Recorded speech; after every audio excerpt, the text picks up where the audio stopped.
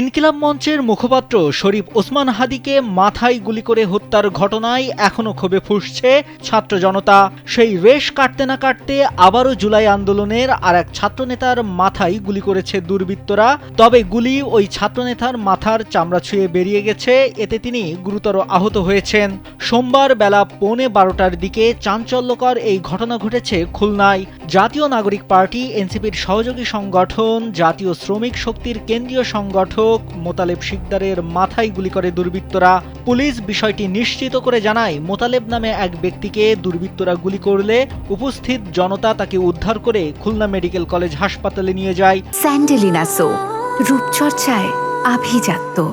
পরে সেখান থেকে তার মাথার সিটি স্ক্যান করার জন্য শেখপাড়া সিটি ইমেজিং সেন্টারে নিয়ে আসা হয়। তবে কোন এলাকায় তার উপরে এ হামলা হয়েছে তা নিশ্চিত করে বলতে পারেনি আইনশৃঙ্খলা বাহিনী। মোতালেব নামে একজন গুলিবিদ্ধ হয়ে খুলনা মেডিকেলে ভর্তি হয়েছেন। তারপরে আসার সাথে সাথে বললো যে এখান থেকে সিটি ইমেজিং এ পাঠাইছে সিটি ইন্সপেক্টর। তো ওখান থেকে সিটি স্ক্যান করে আনছেন। এখানকার খুলনা মেডিকেলের ডাক্তাররা ওনারা দেখছেন, দেখার পরে বললো যে এখন আশঙ্কা মুক্ত আছেন উনি, ওনার চিকিৎসা চলতেছে। আর আমরা ঘটনাস্থলটা আইডেন্টিফাই করে এবং আশেপাশে সিসি ফুটেজ বা কারাই ঘটনা ঘটাইছে, কিভাবে ঘটলো, এগুলো আমরা বিস্তারিত তদন্ত করে ইনশাআল্লাহ অচিরে খুব দ্রুত আমরা এটা একটা রহস্য উদ্ঘাটন করতে পারবো এবং সঠিক কি ঘটছে এটা আমরা আপনাদের জানাইতে পারবো, আসামিদের ধরতে সক্ষম হবো।